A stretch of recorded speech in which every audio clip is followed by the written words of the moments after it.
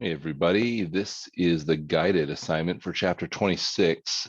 I've already sort of taken the step of putting all of this information um, over into an Excel spreadsheet. So this is just a copy of this information. And when I copied and pasted it, it didn't recognize all the numbers as numbers. So I had to retype some of them in just to let you know if you want to do the same. You can do these calculations by hand as well. I just feel like it's a little easier to let Excel do some of the heavy lifting for me. So anyway, so let's just get started. So Social Circle Publications is considering 2 new magazine products. The estimated net cash flows from each product are as follows. So this is money we expect to come in over the next 5 years if we start one of these magazines. And we're making this decision of if we want to invest in doing this. So we can see Sound Cellar will bring in 65,000 in the first year and 60 in the second year, and then so forth. And Pro Gamer will start bringing in 70,000, 55,000, 35, etc. The investment for either one of these is $125,000. That's what it's going to cost us to get them started. And then we have some additional information. Each product requires an investment of 125,000. That's that. And a rate of 10% has been selected for the net present value analysis. So we'll get to that in a minute. Okay, so the first question is to compute the cash payback period for each product.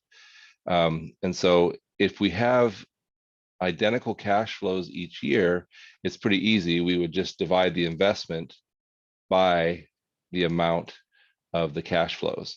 And then that would tell us that it would take so many years, right? But here we have different amounts of cash flow coming in each year. So we have to do this a little bit different. I'm actually going to insert another column, and I'm going to call this so if this number is our net cash flows each year, I'm going to call this column the cumulative net cash flow. In other words, what we'll do is we'll just add it up. So at the end of the first year, our cumulative net cash flow will be the same as the amount of cash we brought in that year. So it'll be 65,000. But then at the end of the second year, we'll say, well, this year equals the amount we brought in last year plus the amount we're bringing in this year. So we can see in this case, we don't have to go any further. By the end of the second year, we have made back our investment. So we would say our cash payback period for Sound Cellar is 2 years. It took 2 years for our cumulative net cash flow to equal our investment. We can do the same thing for the Pro Gamer. Make that a little bit wider. So at the end of the first year, our net cash flow, our cumulative net cash flow will have been $70,000. And then at the end of the second year, it'll be whatever we brought in the first year plus what we brought in the second year. And we can see same thing for this one. It's $125,000 at the end of 2 years. So our cash payback period is 2 years.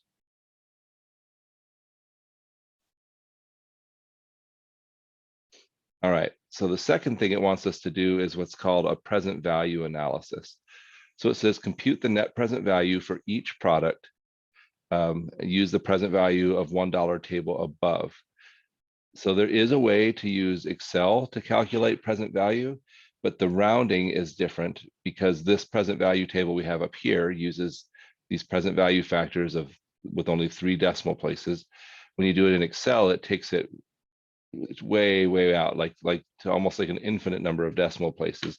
And so using the net present value feature in Excel actually did not yield the correct answers for me. So I'm going to show you how to use the table. So the way we're going to do this, let's see. So it wants us to figure out the total present value of the net cash flow, and then the amount to invested, and then the net present value. So I'm just going to take this information right here and copy it and paste it so I have it kind of on its own down here. So, and then I'm going to add a column present value factor. And so up here, it told us that the rate of 10% will be used for our net present value analysis. So what that means is I'm going to look in this column where 10% is our interest rate, okay?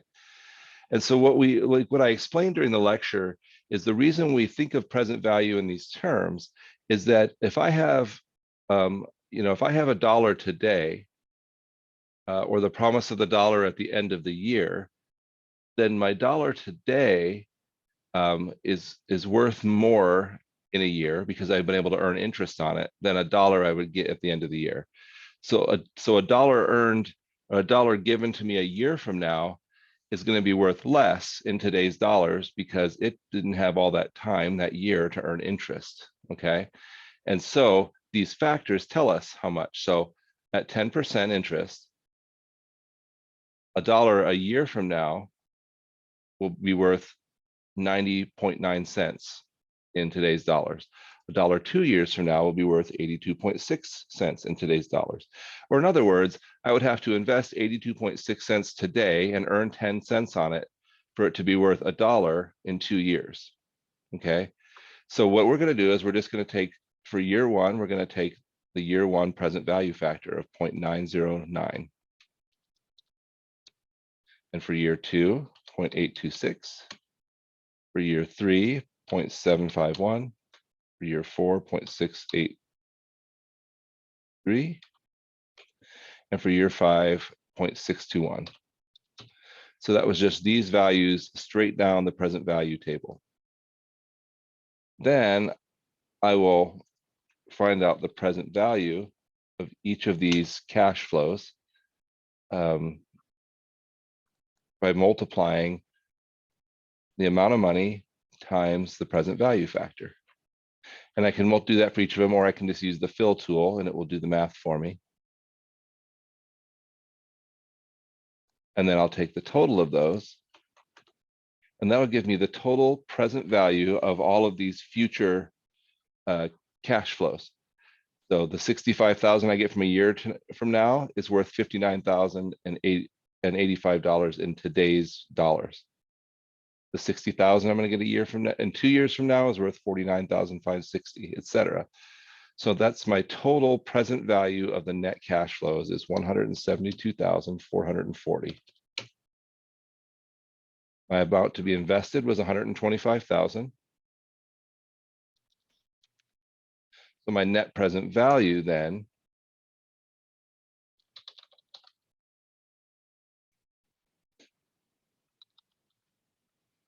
is just going to be the present value of the net cash flow minus the amount invested.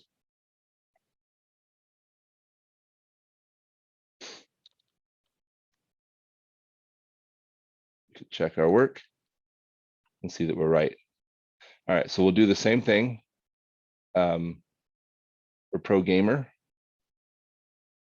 This one's a little harder to copy and paste because I've got this little cell in the way, but I can take my years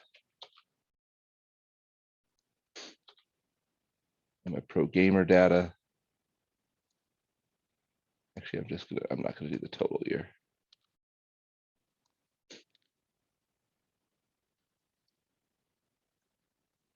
And then my present value factors, they're the same, right? Because again, I just pulled them straight off of this table right here at 10%. And then I can just multiply them out to get my present value.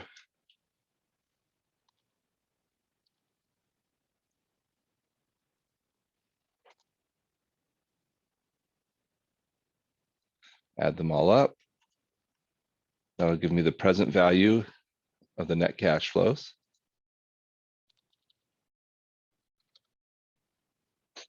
My amount to be invested was the same for both of them, 125,000.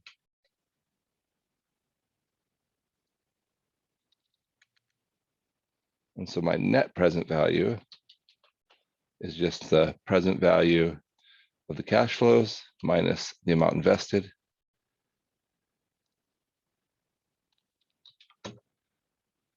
Remember, a positive net present value means that we are making more money than the 10% that we set as the target for our net present value analysis. Okay, so even a net present value of 0 wouldn't mean we're breaking even. It would mean we're making exactly 10% on this investment. So these are making much higher than 10%. So those are pretty good investments. So because of the timing, so what this is interesting, right? Because in both cases we invest $125,000 and we get back $220,000. But because of the timing of it, because we're getting more back earlier, and money we receive earlier is money we can reinvest and earn interest or whatever on. So because of the timing of our net cash flows coming in earlier with the Pro Gamer, the Pro Gamer magazine expansion offers a higher net present value, even though it returns the same amount, but because we're getting more money back earlier, Pro Gamer is the better deal for us. And there we go. So hopefully that was helpful.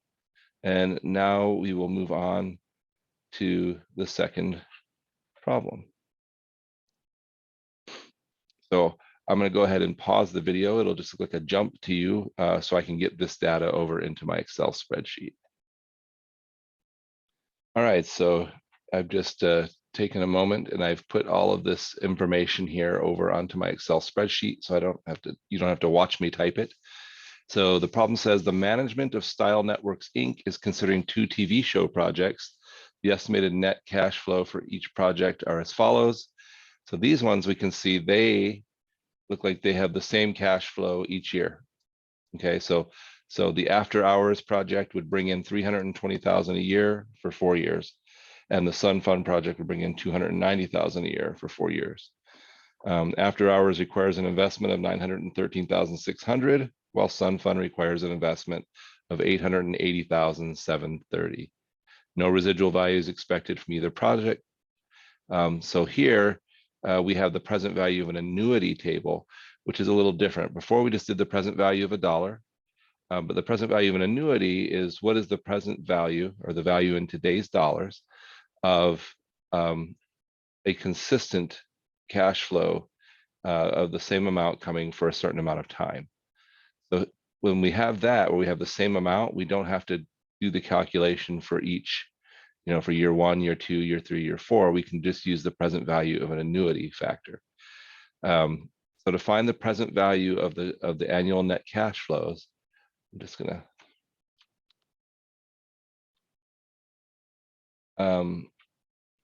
all we have to do is find the factor and then multiply that by the annual amount. Okay, so the factor, it tells us, I think, compute the net present value of each project, use a rate of 10%, and the present value of an annuity of $1 in the table above. So we're going to find 10%. We're going to say this goes for 4 years. So at 4 years, 10%, there's our factor, 3.170. All I'm going to do is say this equals 3.170. And again, we don't want times the total of all this. We want to just times 1 year's amount, okay? So there's the present value of those cash flows. Oops.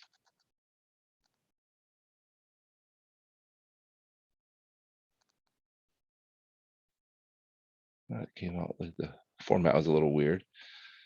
And then we can do the same thing here. So we're just taking that factor, 3.170 times that. So our present value for the After Hours project is $1,014,400. And for Sun Fund, it's $919,300. Our amount to be invested, $913,600. And for Sun Fund, $880,730.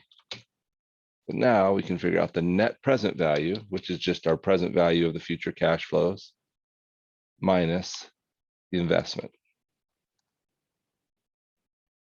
So again, both of these are returning more than 10%. Remember, a net present value of 0 would mean we're returning exactly the percent we're looking at, 38,570. So we'll go ahead and check, make sure we're right. We're good. So now it wants us to compute the present value index of each project. So to find the present value index, we're going to divide our estimated cost by our annual net cash flows. Okay. So let's see how we're going to do that. The present value index. I'm just going to call it PV index.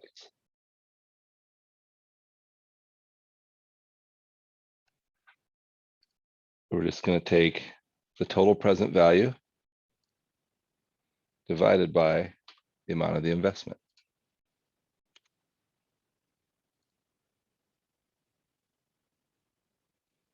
So this wants us to do 2 decimal places. So for after hours, our present value index is 1.11. And for Sun Fund, it's 1.04.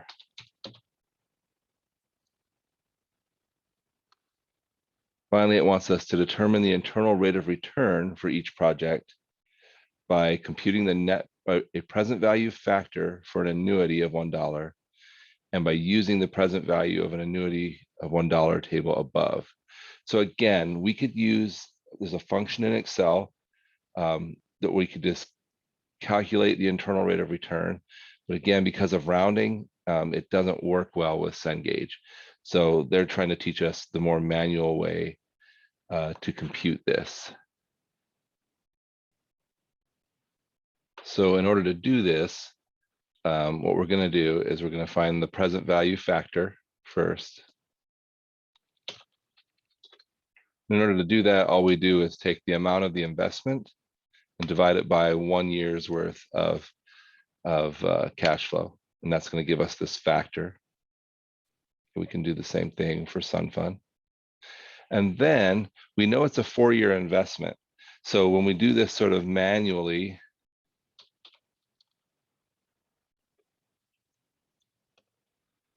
we can then go back up to our table and we can look at 4 years and look straight across.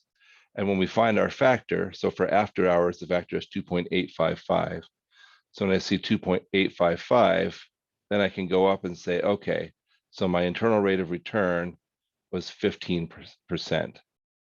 That's how much we would earn at 4 years to come up with that factor.